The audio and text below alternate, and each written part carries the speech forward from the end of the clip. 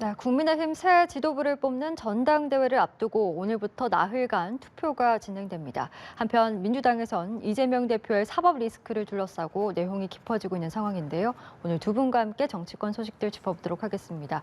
김장수 여의도연구원 부원장, 이경 더불어민주당 상근 부대변인 모셨습니다. 두 분 어서 오시죠. 네, 안녕하세요. 안녕하세요. 네, 먼저 국민의힘 전당대회 얘기부터 좀 해보겠습니다. 오늘 이제 새 지도부를 뽑는 당원 투표가 시작이 됐습니다. 후보들은 핵심 승부처라고 할 수 있는 서울과 영남 지역을 찾아서 지금 지지를 호소하고 있는데 무엇보다도 또 김기현 후보가 이 결선 투표 없이 승부를 마무리 지을 수 있을까 그 부분이 또 관전 포인트인 것 같습니다. 어떻게 보십니까? 이게 이제 이번뿐만이 아니고 우리 당 당대표 선거에서 한 60% 나오고 이런 경우가 없어요. 그러니까 황교안 대표도 50% 간 넘었고, 그다음에 이준석, 나경원 후보가 이렇게 격돌한 경우에도 뭐 40몇 프로 이랬거든요. 예. 그래서 결선 투표로 가냐 안 가냐, 그래서 이제 되게 중요합니다. 그러니까 60%, 막 50% 후반도 나온 적이 없기 때문에 누가 이기든 간에 이제 50% 초반대로 이길 거다. 근데 이게 그러면 이게 한 번에 끝날 거냐, 결선 투표로 갈 거냐. 근데 지금 뭐 저희들도 이제 정확한 내용은 모르는데 어제 안철수 후보가 올린 페북 메시지를 보니까 각 예. 후보 진영이 여론조사를 하지 않습니까? 예. 아마 그 언저리 같아요. 안철수 후보가 올린 메시지가 상당히 좀 다급해 보이고 반드시 결선 투표로 가게 해달라고 당원들에게 호소하는 거 보면 아마 그 언저리 게 아니냐. 지금 정말 누구도 한 번에 끝날 거냐, 결선 투표까지 갈 거냐 해서 각 후보 진영도 다 그 언저리 어디로 보고 있는 것 같습니다. 네, 누구도 예상을 쉽게 할 수 없는 상황이다 이런 말씀이시고 결국 뚜껑은 열어봐야 되겠습니다만 지금의 분위기로 봤을 때 글쎄요 결선 투표까지 좀 가리라고 보세요. 어떻게 좀 전망하세요? 제가 아무래도 타당이기 때문에 예. 좀 더 객관적으로 바라볼 수도 있을 것 같습니다. 각 후보 측에서 나와서 얘기하는 거 보면은 김기현 후보 측에서는 이번에 결선 투표가 무조건 없다라고 혼자만 말씀하십니다. 제 말은 모든 당대표 후보의 모든 캠프에서는 결선 투표는 있다고 얘기를 하고 있습니다. 이게 아무래도 객관적으로 보는 게 좀 정확하지 않을까라는 생각이 들고요. 그리고 김기현 후보 측에서는 아무래도 이번에 그 땅 문제 때문에 많은 논란이 있을 것이다. 당대표가 되고 나서도 당 내에서조차도 이것을 조용히 넘어갈 수는 없을 것이다. 왜 그러냐면 총선을 앞두고 있기 때문에요. 김기현 후보의 경선 다른 후보가 또 나타날 수 있습니다. 그 지역을 또 잘하는 후보일 수 있습니다. 원래 이런 경우에는 타당에서 지적하는 것보다 당내 경선에서 훨씬 더 무서운 법입니다. 더 잘 알기 때문에 더 무섭게 이것을 더 이렇게 폭로할 수 있습니다. 그래서 김기현 후보는 지금 당대표가 만약에 된다 하더라도 국민의힘 내부 분위기는 앞으로 총선을 앞두고는 어떨지 그저 긍정적으로 바라볼 수만은 없을 것으로 생각을 합니다. 예, 만약 결선 투표가 성사가 될 경우 지금 뭐 안철수 천하람 후보의 연대에도 관심이 쏠리고 있는 것 같습니다. 일각에서는 뭐 김기현, 황교안 후보의 이 김황연대 대 이 안철수 천하람 후보의 안천연대 싸움이 될 것이다 이런 전망도 나오는데 어떻게든 좀 연대는 이루어지리라고 보십니까? 일단 연대가 이루어질 가능성을 크게 보지 않습니다. 이유는 이제 뭐 거리로 보면 천하람하고 황교안 후보가 가장 멀지 않습니까? 근데 이 두 진영이 또 사실 되게 가깝습니다. 그러니까 예를 들자면 천하람 후보는 누가 뭐라 해도 유승민, 이준석계를 대표해서 나온 후보고요. 황교안 후보는 뭐 되게 오른쪽에 있지만 2020년 총선 때 이분들이 같이 미래통합당을 만들었던 사람들이고요. 예. 그래서 서로 공격을 안 합니다. 저희 당에서는 이제 2020년 총선에 이분들이 주도했던 공천 파동이 총선 참패의 원인 중에 하나다. 그런데 그 얘기를 안 해요. 그러니까 되게 멀어 보이는데 실제로 가깝고, 특히 이제 천하람, 안철수 후보의 연대 관련해서는 사실 이준석 전 대표가 김기현 의원보다 더 싫어하는 게 안철수 후보일 수 있습니다. 예. 그래서 첫 번째는 이분들이 흔쾌히 연대에 응하지도 않을 뿐만 아니라 이 당원들이나 지지자가 자기 호주머니에 있는 공깃돌이 아닙니다. 예. 예를 들자면 뭐 천하람 후보가 저는 뭐 안철수 후보하고 연대하겠습니다. 그런다고 해도 천하람 후보를 지지하던 사람들이 다 안철수한테 가고 뭐 거꾸로 황교안을 지지하던 사람들이 본인의 그 지지자들의 정치 성향상 김기현 후보로 갈 가능성은 있지만 황교안이 지지 선언했다고 글로 가고 하는 게 아니기 때문에 저는 실제로 이 두 진영 간의 어떤 연대가 결선 결과를 바꾸거나 의미 있는 변화를 만들어내지는 못할 거다 그렇게 보고 있습니다. 예, 연대 가능성은 좀 커 보이지 않는다 이런 말씀이시고, 예. 저는 우선은 연대를 후보가 연대를 했을 때 많은 국민들이 그렇게 생각할 것입니다. 후보끼리 연대한다고 해서 그럼 지지층도 같이 연대를 할 것인가? 안 그럴 가능성이 훨씬 더 높습니다. 그런데 지금 안철수 천하람 후보는 약간 이례적인 상황입니다. 두 후보 모두 반 윤석열 대통령 이런 이미지가 있습니다. 지지하는 세력들이요. 지지하는 분들께서. 그리고 만약에 안철수와 천하람 후보의 연대가 이루어진다면 지지층도 되는 후보를 밀어주자라고 할 가능성이 높다라고 보여지고요. 두 번째로 연대가 안 된다라고 주장하시는 분들의 첫 번째 이유가 이준석입니다. 이준석이 많이 아실 겁니다. 안철수를 너무 좋아하지 않는다. 근데 정치는 생물입니다. 본인이 지금 윤석열 대통령으로 인해서 정치적인 탄압을 받고 있습니다. 두 후보 모두 다. 그런데 지금 앞으로는 그러면 내가 개인적으로 싫다고 해서 연대를 하지 않는다? 굳이 정치는 생물이기 때문에 그렇게 단순하게 계산할 필요는 없다라는 거고, 마지막으로 세 번째는 안철수 캠프가 지금 대통령실 카카오톡 단체방에 그 대통령실에 있는 행정관들이 카카오톡 단체방에서 있으면서 안철수 대표를 비방하는 것을 많이 한다고 합니다. 그래서 안철수 캠프 측에서 이것을 기자회견 같은 것도 하고 그랬었는데요. 여기에는 공무원이 개입되어 있다는 것은 정무직 공무원이나 선출직 공무원하고 또 다릅니다. 공무원들이 이렇게 중립적인 의무를 위반했다라는 거 법적인 사안인데, 이런 사항을 전반적으로 봤을 때 지지자들도 볼 겁니다. 서로 지지하는 반대쪽에 있는 지지자분들 이것도 예리하게 볼 겁니다. 이런 전반적인 사안을 봤을 때 만약에 연대가 이루어진다면 가능성도 충분하다라고 저는 분석이 됩니다. 네, 연대 가능성이 충분히 있다 이렇게 또 분석을 해주셨습니다. 변수들도 좀 짚어볼까요? 선거인단 투표에 약 84만 명이 참여를 하는데 지금 선거인단 수가 이제 당권 구도를 흔들 변수로 꼽히고 있고 투표율도 관건이란 이야기들이 나옵니다. 달라진 당원 구성 그리고 투표율이 어떻게 유불리로 작용을 할 것인가 좀 어떻게 지금 분석하고 계십니까? 근데 먼저 이제 대통령실 행정관들 얘기가 나와서 그 부분은 좀 예. 정확하게 말씀을 드려야 될 것 같습니다.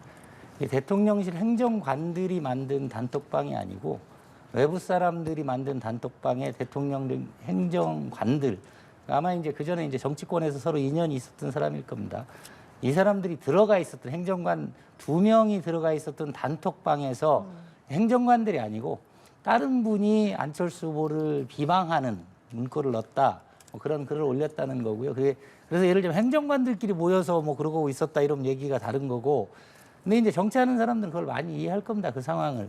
제가 뭐 이렇게 정치하다가 공직에 갔다 하더라도 많은 사람들하고 단톡방이 있고 거기에 뭐 저 같은 경우도 뭐 안철수 의원을 비방하는 글도 날라오고 김기현 의원을 왜냐면 그 뭐 단톡방에 수십 명이 있기 때문에 그런 건이고, 그리고 이번 이제 사실 이제 우리 당이 84만 명이 되면서 기본적으로 이제 수도권의 비중이 상대적으로 증가해서 영남권과 유사해졌고, 그리고 이제 젊은 층의 비중이 높아졌습니다. 그리고 이게 저도 이제 책임당원이어서 오늘 그 전당대회 투표를 했는데 이게 어떻게 보면 뭐 그렇게 복잡하지 않는데 어떻게 보면 좀 어렵습니다. 그러니까 이게 문자로 날라오고 그걸 들어가 누르면 이제 보안 문자 눌러야 되고 뭐 이런 시스템입니다. 예. 그래서 이제 상대적으로 젊은 층들이 투표하기 쉽다. 근데 그러면 이제 이 연령별 내지는 지역별 투표율이 영향을 줘야 되는데, 문제는 지금 조사에서 보면 젊은 층에서 누가 지지가 높고 뭐 고연령층에서 누가 이런 게 별로 없습니다. 지금 수도권에서는 약간의 차이가 있긴 하지만 그것도 큰 차이가 없기 때문에 예를 들자면 뭐 이준석 전 대표가 항상 호언하던 대로 젊은 층들이 많이 들어왔고 이 사람들은 내 표다 이러는데 일단 조사상으로는 그런 증거들이 나타나고 있지는 않습니다. 그래서 사실 이번에 어떤 언론에서도 투표율이 변수가 될 거라고 안 쓰는 이유가 그런 차이가 일단 드러나지 않고 있기 때문에 그렇다고 봅니다. 뭐 수도권 비율이 많이 높아졌고 젊은 층 당원 비율이 높아진 것도 분명한 상황이고, 지금 투표율 같은 경우도 투표 시작 4시간여 만에 25%를 돌파했다고 하더라고요. 좀 이런 부분들 어떻게 좀 변수가 되리라고 보시는지요? 투표율, 현재까지 투표율이 크게 변수가 될 것 같지는 않다라고 생각을 합니다. 그게 이렇게 지금까지 보면 이렇게 큰 영향을 줬던 것 같지는 않고요. 지금 국민의힘도 이 상황을 84만 명이 선거인단에 있는 것 처음이기 때문에 국민의힘도 정말로 안개 속인 것 같습니다. 근데 다만 지지율의 대통령의 지지율에 보면은 60대 이상에서 일부 소폭 감소한다라고 그런 언론 보도가 많이 나오는데요. 이거를 정말로 사실적으로 구체적으로 분석을 해보면 그 이하 연령대에서는 이미 더 이상 떨어질 정도가 아니기 때문입니다. 이미 상당히 많이 떨어져 있습니다. 왜 제가 대통령의 지지율을 말씀드리냐면은 이번 선거는 내가 치르는 것이다. 이번 총선은 내가 치르는 것이다라고 대통령이 이미 얘기를 하셨고 그리고 대통령실에서도 1위 후보를 향해서 겨냥하는 발언을 계속했습니다. 유승민 후보도 그랬었고 유승민 그 전에도 나경원 후보도 그렇고 이번에 안철수 후보를 향해서도 가만히 있으면 아무 일도 일어나지 않는다라는 얘기를 했습니다. 그러니까 아까 행정관들이 그런 단체 카톡방에 우연히 들어갔다고 보기가 앞뒤 개연성이 좀 맞지 않다. 그러니까 이번에 대통령의 지지율이 크게 영향을 미치겠다라는 것이 좀 연관이 있습니다. 근데 대통령의 지지율도 이런 상황이기 때문에 대통령이 지지한다고 해서 무조건 당원들이 이번에는 이렇게 해야지라고 생각하지는 않을 것 같습니다. 즉 국민의힘의 당원분들도 국민의힘을 위해서 다음 총선을 위해서 많은 고민을 하는 시점으로 보여집니다. 예.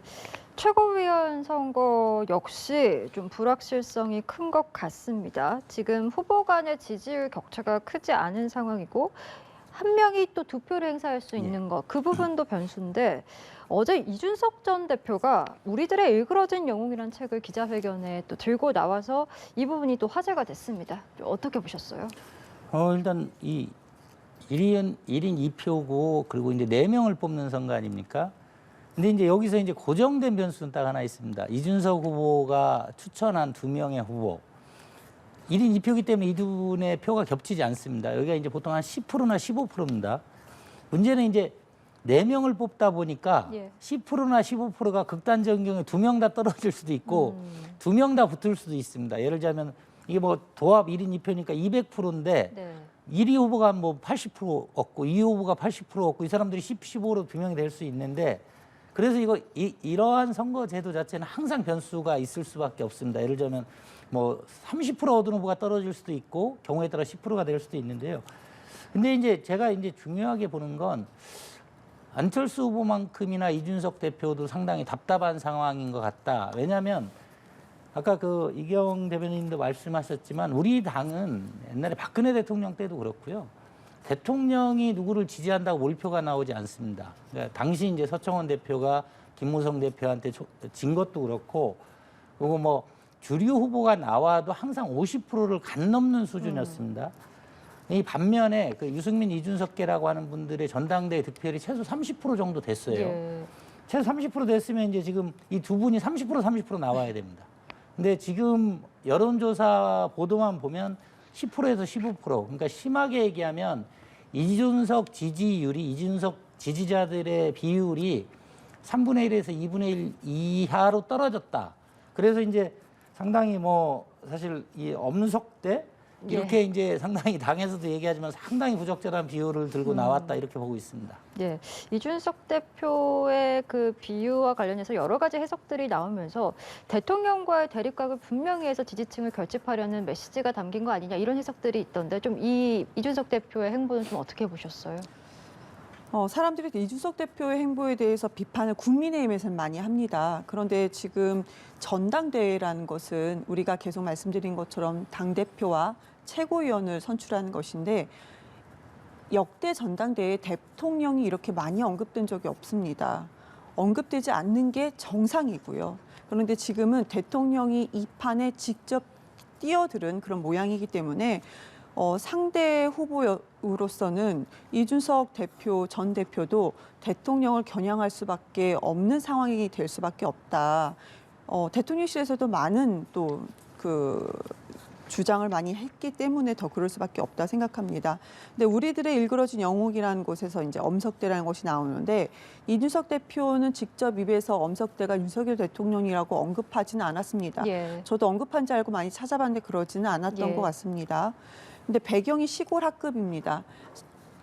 지금 윤석열 대통령이 대통령이 되기 전에 제가 타당에서 봤을 때 국민의힘이 보수 정당으로서 이렇게까지 망가지지는 않았다라는 생각이 듭니다. 그래도 건강한 보수 정당으로서 가고자 했던 노력들이 중간중간에 많이 있었습니다. 근데 지금은 정말로 시골 학급이라는 배경이 딱 맞을 정도로 국민의힘이 현재는 많이 억지 소리도 많이 나오고 이번에 3.1절의 기념관에서 대통령이 말한 것 같은 일본을 뭔가 우리나라 국민을 위한 날이 아니고 일본을 위한 날인 것처럼 얘기한 것 같은 그런 분위기에서 국민의힘 내부에서도 정말로 질타의 목소리도 나오지 않는 그런 국민의힘 보수 정당이 되어 있습니다. 시골 학급이 배경은 참 맞다라는 생각이 듭니다. 근데 엄석대라는 것을 윤석열 대통령의 발언을 아무도 하지 않았는데 너무나도 신기하게 국민의힘 내부에서는 윤석열 대통령을 왜 엄석대에 비교하느냐 하면서 되게 반발을 하더라고요. 그러니까 그들도 지금은 반발을 하지만 내심 엄석대라는 발언이 윤석열 대통령을 겨냥한 거라는 것은 그 분위기는 누가 봐도 알기 때문에 근데 그 분위기가 누가 봐도 안다는 사실이 저는 여기서 포인트라고 생각을 합니다. 지금은 옹호하고 있지만 본인들도 내심은 그것이 엄석대처럼 행동하고 있다라는 것을 알기 때문에 그런 얘기를 하는 것은 아닐까 하는 말씀을 드리겠습니다. 예. 하실 말씀 있을까요? 그 이제 한 정당의 퇴행 문제인데요. 지금 윤석열 대통령이 대통령 연설문이 어떻게 쓰여지는지 아는 분들은 그런 오해를 안 하실 건데 윤석열 대통령이 3.1절 연설할 때 역대 대통령 연설문을 다 참조합니다. 그래서 이게 너무 지나친 그런 것도 보고요. 그 윤석열 대통령 후보 시절에도 몇 번을 얘기했지만 본인의 외교 노선의 기본은 김대중 대통령이라고 언급을 했습니다. 그러니까 한일 관계의 과거를 청산하고 미래를 앞서 나가자. 그리고 우리나라가 일본의 식민지가 된데 당연히 일본이 잘못했죠. 그렇지만 국정을 운영하는 위정자 입장에서 우리 지도층 예를 들자면 뭐 그 구한말의 민비, 뭐 고종, 흥선대원군의 잘못, 그러니까 위정자들의 잘못은 없는가도 살펴봐야 된다. 이것도 김대중 대통령의 3.1절에 나온 얘기입니다. 같은 연장선상에서 이제 사상, 자유민주주의라는 사상과 가치의 연대로 가야 된다. 이게 김대중 노무현 대통령이 다 3.1절에서 하신 말씀이에요.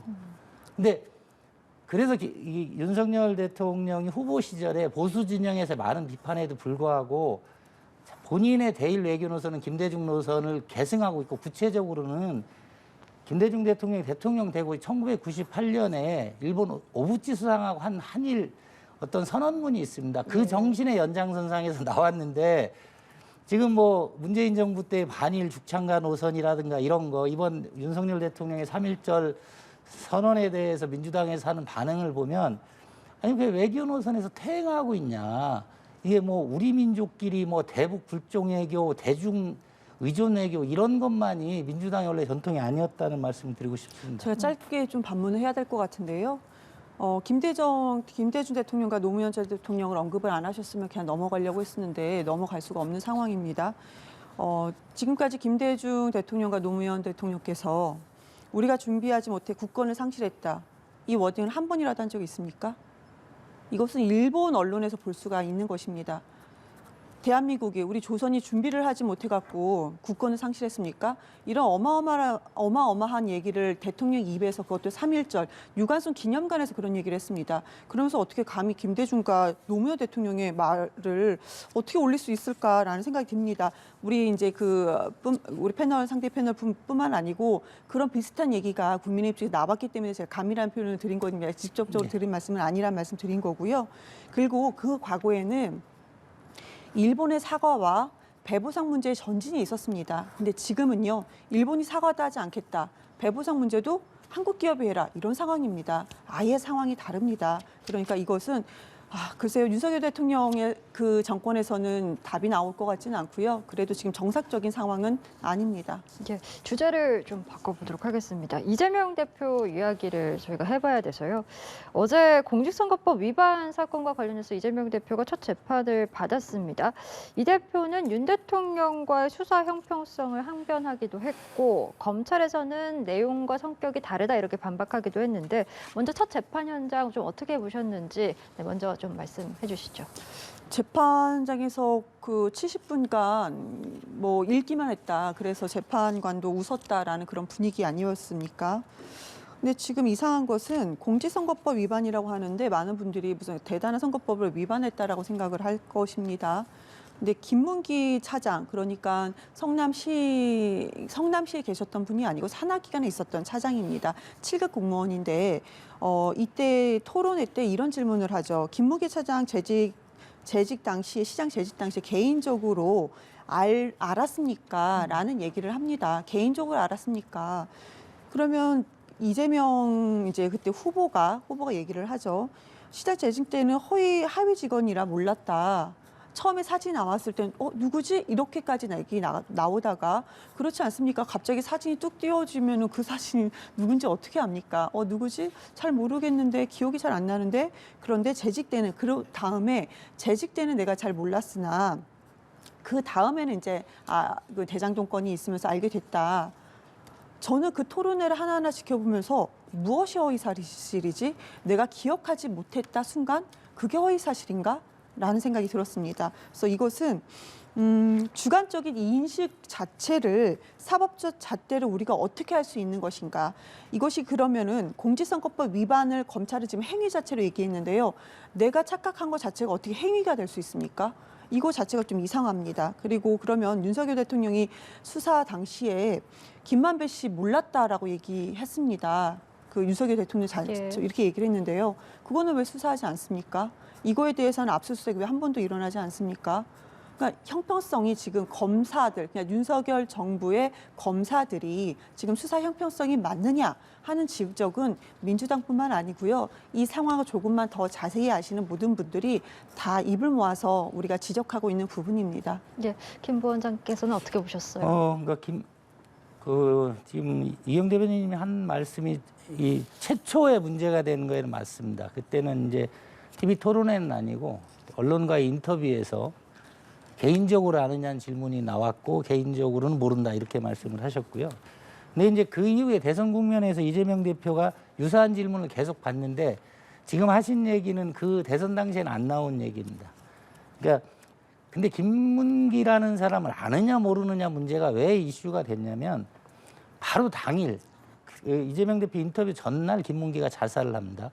이 사람이 도시개발공사 개발처장입니다. 예. 대장동 사건에 대해서 가장 정확하게 알고 있을 거라는 사람인데, 그러니까 이 건을 알고 계시냐는 질문이었기 때문에 그 위에 이제 질문에 대한 이재명 대표의 나 모른다, 이 사람 모르는 사람이다라는 게 이제 선거에 영향을 줬을 거라는 건데, 뭐 요새 유동규도 뭐 언론에 나와서 인터뷰하고 근데 이제 예.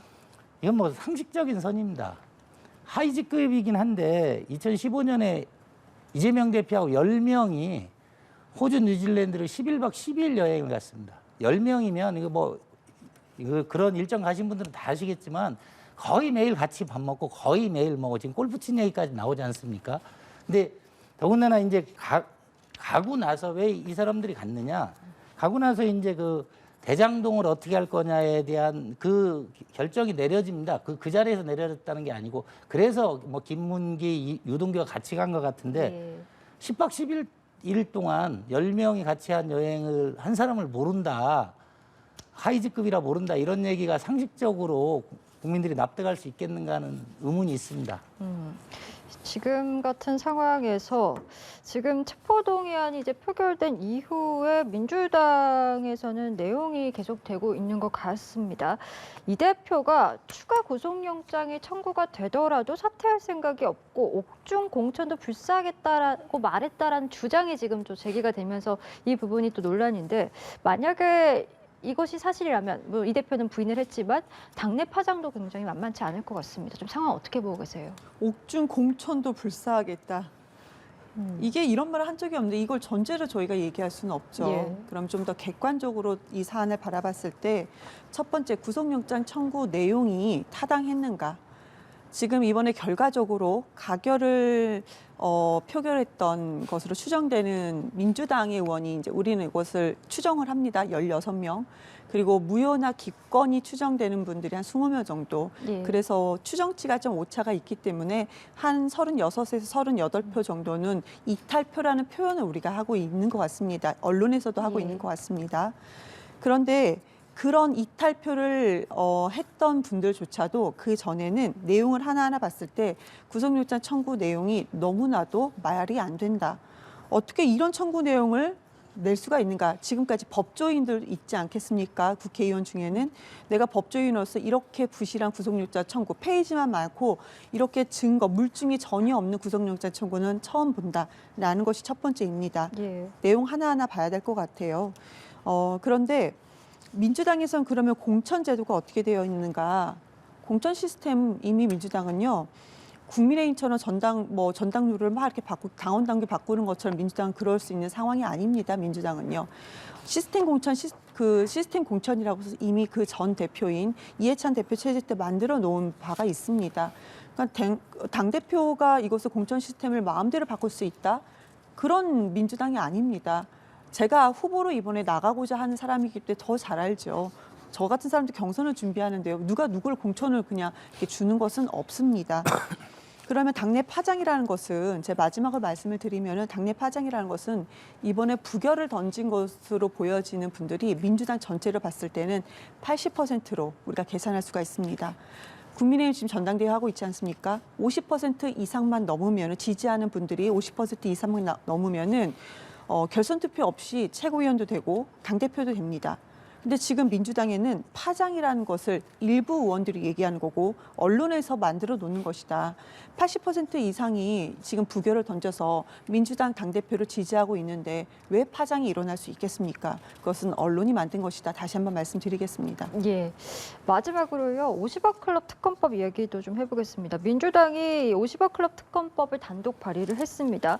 이 대표의 지금 검찰 수사가 진행되고 있는 가운데에서 좀 반격에 나섰다 이런 평가들이 나오는데 국민의힘에서는 이게 이재명 대표 방탄을 위한 마지막 카드다 이런 지금 입장이죠. 이거는 정말 좀 모든 이제 여야 대결을 떠나서 차분하게 한번 생각을 해봐야 되는 주제입니다. 이게 뭐냐면 이재명 대표는 지금 대장동 관련한 범죄 피의자입니다. 그리고 본인이 최측근이라고 하는 사람들은 범죄 피의자를 넘어서 구속까지 됐어요. 정진상, 김용. 그리고 여기서 정진상, 김용하고 계속 뭐를 상의해서 했다고 하는 김만배가 입을 열지 않고 있어 생긴 문제입니다. 그래서 저희가 이제 국민의힘에서 회의하면서 그런 얘기도 나왔습니다. 마피아들이 나오는 조직 범죄극에서도 마피아들이 뭐 검사를 협박하거나 회유하려고 하지 검사를 내가 임명하겠다고 하지는 않지 않습니까?